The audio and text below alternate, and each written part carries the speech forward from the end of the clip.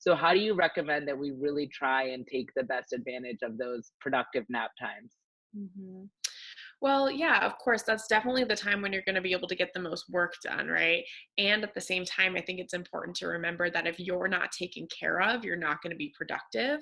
So, a lot of the time, what I tell parents, if they are working from home with a young child, because again, I work with a lot of entrepreneurial families, and so this is a really common topic, is like if your kid naps for an hour, take the first 10 minutes and do something for yourself. Like, even if it's Mm, really small, 10 minutes every single day for the week is going to go a long way, right? So if that's like a 10-minute stretch, or if it's like a walk around the block, if you have a partner who's home and can be present, or, whatever it is, sitting in the backyard and doing some breathing or anything that's going to give you a minute to just care for yourself, then you're going to be more productive, right? Because otherwise you might be scattered or exhausted. And then you're like, okay, this is my chance, right, to get things done. But then you sit mm. down and you're like, oh my gosh, I can't even focus, right?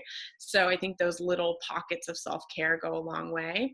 And then on top of that, it would just be prioritizing. So, in the evening, maybe before you go to bed, one of my personal favorite practices is that I sit down with my to-dos and my calendar for the next day, and I just pick like, what are my two priorities tomorrow? Like, if I don't get anything else done, if everything, if my day doesn't go as planned, what are the two things that I absolutely am committed to getting done tomorrow and focusing on? And so maybe save those for nap time.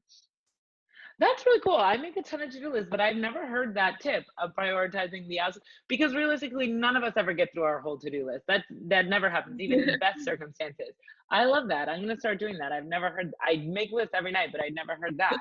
Perfect. Great. Cool. All right, moving on.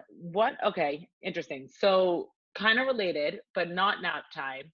What can we do? What are activities we can do? We've had actually this question from people with different aged kids. So we had one with a 1.5-year-old, 1.5-year-old asking, how can I encourage self play? How can I, what activities can I do with somebody who needs a lot of attention at 1.5? And we've also had people with tweens, 9, 10, 11, saying, how can I get these kids some release, some energy release, and keep them busy because they've got a whole different energy level?